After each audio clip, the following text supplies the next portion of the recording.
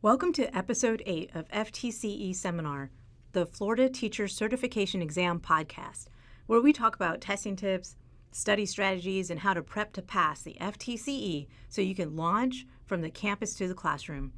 I'm your host, Mercedes Musto. In today's episode, I'll be talking about the FTCE General Knowledge English Language Skills Subtest. This is part one of a multi-series review of what you need to know to pass the GK English Language Skills Subtest. Here's an overview of the testing blueprint. There are 3 competencies on the English Language Skills Subtest. Comp 1 is knowledge of language structure. Comp 2 is vocabulary application. And Comp 3 is knowledge of standard English conventions. You'll have 40 minutes to complete approximately 30-ish questions. So let's get started. In this episode, we'll review modifiers, what they are and how to correctly use them when they're misplaced or dangling. Concept number 1, modifiers. According to Grammarly.com, modifiers modify. I know, right? Genius, right? Let's look at this directly. What if I say, I like your t-shirt, and then I say, I like your green t-shirt? The adjective green is modifying t-shirt by being descriptive. And when you put it that way, we can notice modifiers because they're descriptive words or phrases that clarify, add distinction, and make sentences more engaging. What you'll be tested on is your knowledge in identifying misplaced or dangling modifiers. Both misplaced and dangling modifiers are words or phrases that just need to be rearranged to help the sentence make more sense.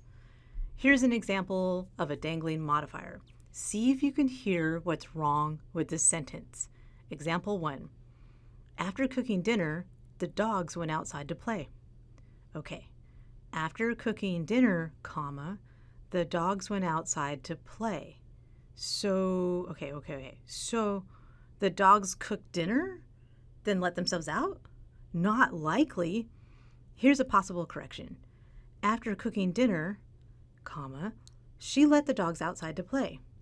See, often we can identify a modifying phrase in the beginning of a sentence because it's followed by a comma. Then we can ask ourselves, who or what is this phrase talking about? Here's an example of a misplaced modifier.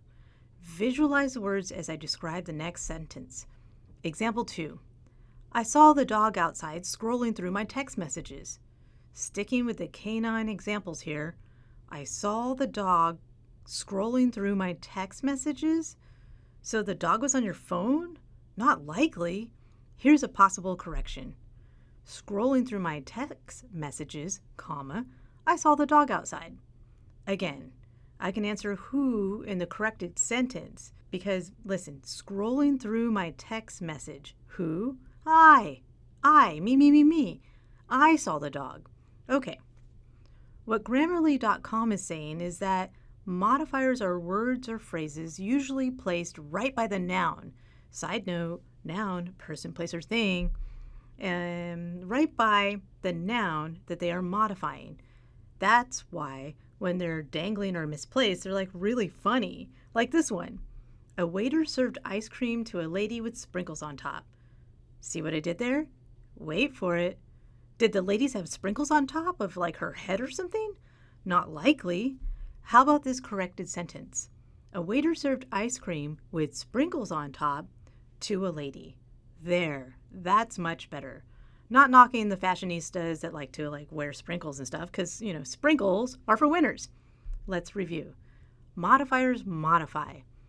They're kind of like having some really great looking earrings to, fancy up your ears. But then if you wore them on your shoes or in your hair, they would be totally misplaced, right? So when you read each word of the sentence on the GK English Language Skills Subtest, think literally. Think about the exact placement of those words and the descriptive meaning they bring to the sentence. Last example. One morning I drank coffee with my dog in my pajamas.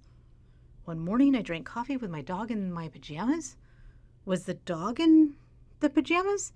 Not likely. How about this correction? One morning, I drank coffee in my pajamas with my dog. Much better. Ha! Hope you got a good laugh. Join me again on FTCE Seminar, a Florida Teacher Certification Exam podcast, so you can prep to pass the FTCE. I'd like to thank Kate and Samantha on tech. I love you guys. This podcast was recorded in the Pickens Multimedia Studio and Access at the University of West Florida in Pensacola, Florida. This is your host, Mercedes Musto. For more information or study resources, visit our website at ftceseminar.com so you can prep to pass the FTCE.